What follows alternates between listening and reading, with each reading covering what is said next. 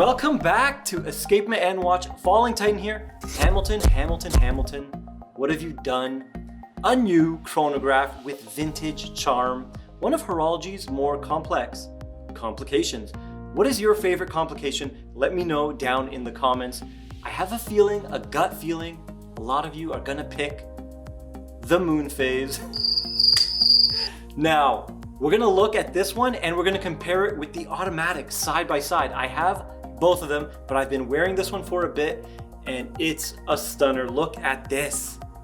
It wears a lot more streamlined on the wrist. We're gonna do some far away wrist shots that I know a lot of you like, so maybe you can get some better perspective.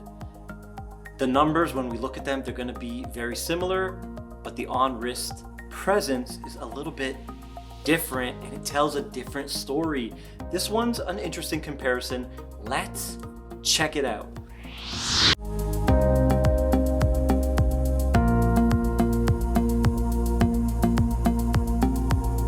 Let's begin by thanking Kavar Jewelers for lending these into the channel, an elite Hamilton authorized dealer.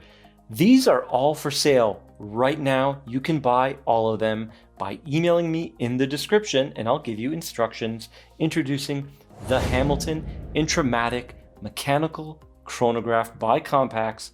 Look at that gorgeous piece. Unbelievable.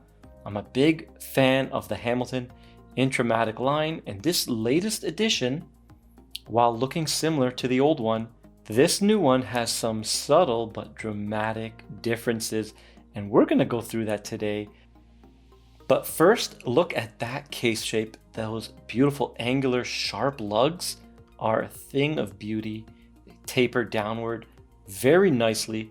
Gonna be ultra comfortable on the wrist. And they are a little bit thin, so they might even disappear from far on the wrist. So I reviewed the automatic already. Please check out that video. If you want more details, we're gonna focus a lot on the differences here. And the biggest difference right off the bat is that sapphire crystal. Look at that. It is a boxed sapphire, double domed, beautiful vintage crystal, but with modern material sapphire. So as you can see, it is very thick, that box. It's even thicker than my 62 mass box, which I thought was thick at about 1.5 mils in thickness. Okay, this looks like to be a 2 mil thick crystal. I hope you guys are getting that. So that is a thick crystal. Now let's compare it with the automatic. Instantly you can see there's a flat bottom on the mechanical and a rounded thick bottom on the automatic, making room for that rotor automatic winding system. So if we line up the lugs exactly, you can see it has a thicker bottom protruding and the top is very close to that thick boxed double dome sapphire. This one is also double domed, but it is flush with that bezel basically. All right, and this is a 3-piece case. Bezel, mid case, and case back. This is re-engineered. It is actually a 2-piece. The bezel and the mid case is one, and the crystal goes straight into the case, and then there's a case back. So this is a 2-piece case. This is a 3-piece case. You can see that line where the bezel gets pressed in to the case. And here it is seamless. It may look like a line. That's just the bend in the metal and the reflections making a line, but it's actually smooth and one piece. That is a nice engineering change, and it tricked me for a bit. I had to stare at it for a while. So they look exactly the same, but very different, and different effects on the wrist. Now let's check out the thickness live with calipers because we want to see the exact difference. We're not going to just do the animations. 14.4 on the mechanical with about, I would say, 2 mils of box and then a double dome. So that is a thick crystal. This should really be a thin 12, 13 mil chronograph. Now let's check out the automatic. Here we go. 14.7. So a little bit thicker, of course, because it is the automatic, with a lesser crystal. Okay, so the crystal is much thinner here. You don't get that vintage vibe that you're getting from the new mechanical. Both watches have a diameter of 40 millimeters exactly, and both have a lug-to-lug of 49.2 millimeters. So the only difference is that thickness that we did live with the calipers. Now, some other differences, you can see the crown. The crown on the new one has thicker teeth. Automatic, it sticks out a little bit more, but has finer teeth. All right, so a little bit of a small difference there. The pushers look exactly the same.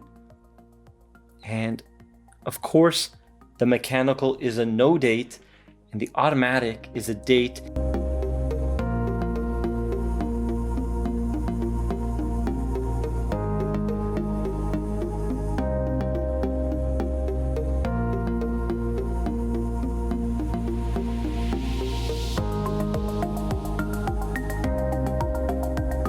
The caseback on the automatic has that beautiful Hamilton H logo spiraling down, while the mechanical, let's check it out, is a lot more simple. All right, it just says Hamilton.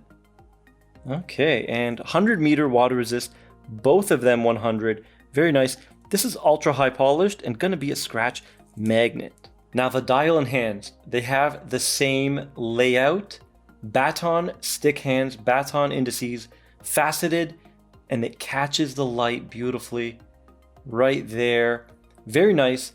Of course, we have a little bit more creamy white on the mechanical with faux patina, and a little bit more bright white on the automatic with regular white lume.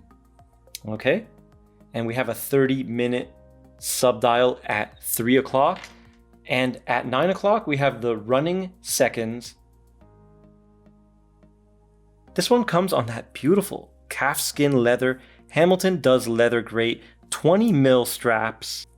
And you can also get it on, of course, the bracelet. The mesh bracelet is a beauty. I recommend the mesh bracelet. It is only a couple dollars more. Speaking of dollars, the price. $2,095 USD for the mesh bracelet and $2,045 for the calfskin. $50 difference. Now the automatic, $2,245 on the mesh bracelet, $150 difference. And guys, I would save that $150 and go for the mechanical. That is just my opinion. Of course, it is Valjoux base 7753, horizontal clutch, cam pushers, 27 joules, developed by ETA and Hamilton, kinetic chain and mainspring updated to achieve 60 hours of power reserve instead of the normal 42 on the Valjoux 7753. So normally what the Swatch Group does is they lower the beat rate to a 21.6 to help get that extended power reserve, but this time they just worked over that kinematic chain, kind of what Longines does with ETA. So Hamilton getting a little bit more involved and getting their own almost in-house. So this H51 movement is developed for Hamilton only. Here it is on my 6.5 inch wrist up close. Memorize how this looks. Right now I'm about to cut and show you how it looks from far away. Up first, we're gonna see the automatic, the thicker one on my wrist. And then after, we're gonna see the new mechanical.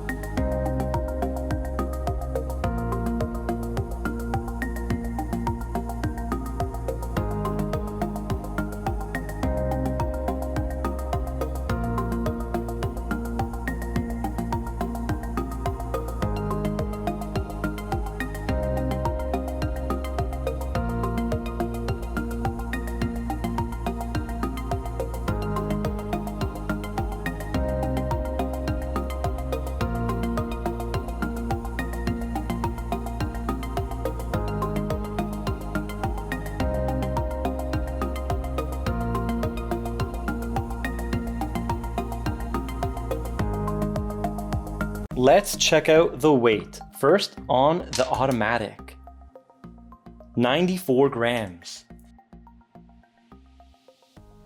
These do feel very similar. Now let's check out the mechanical. So this one should be lighter,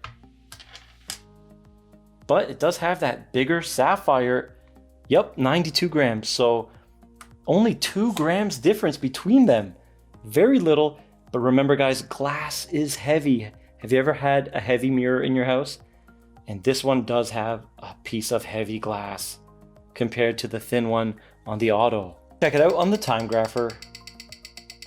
Oh, nice. 273 amplitude, very strong. And we got 0 seconds a day, 0 seconds a day, 0 seconds a day, 0 beat error. Oh, it just went up to 0.1. And you can hear that medium beat, 28.8 VPH. Wow. Very nice. All right, zeros across the board. When a movement does this good, this fast, we got to check it in a second position. 12 down. Let's do it. Give it time to reset and let's begin. Give it a challenge. There you can hear it. All right, +6. We're going to ignore the first number. The watch is still getting its bearings.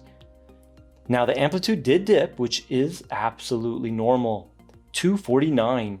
We got +6, +4, +5, and a little bit of beat error, 0.2. It used to be 0.1 or 0.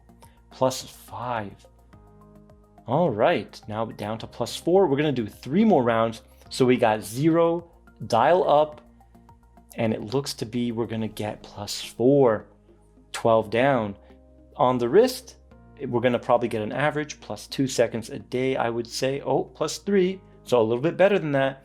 And finally, +3. Well done, Hamilton. Here it is in the half lighting. What a beauty. What do you guys think of this chronograph from Hamilton? I think it is a beautiful refinement from the automatic. The crown tucks in a little bit more nicely. The case sits nicer on the wrist, although that huge crystal offsets that in visual look, but not by much. So everything has been tweaked and perfected. So big fan of that. Do you guys prefer the black chapter ring or do you like this clean white look with just the black subdials? Let me know down in the comments. And if you like this video, please like, share, and subscribe. And I'll see you in the next one.